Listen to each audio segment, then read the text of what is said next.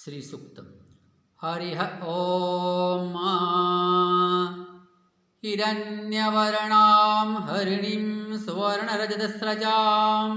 चन्द्रां हिरण्मयं लक्ष्मीं मनपगामिनीं जातवेदो म आवह ताम आवह जातवेदो मनपगामिनीम् अस्यां हिरण्यं विन्देयं गामश्वं पुरुषानहम् अश्वपूर्वारतमाद्यम् हस्तिनादप्रबोधिनीं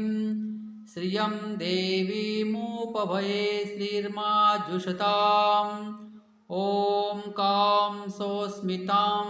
हिरण्यप्रकारामाद्रां ज्वलन्ति दृप्तां तर्पयन्तीं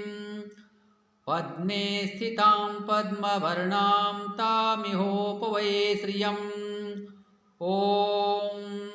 चन्द्रां प्रभासां यशसां ज्वलन्तीं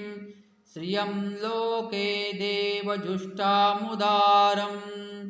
पद्मिनीं शरणमहं प्रपद्ये आलक्ष्मीर्मे न शतां त्वां ऋणे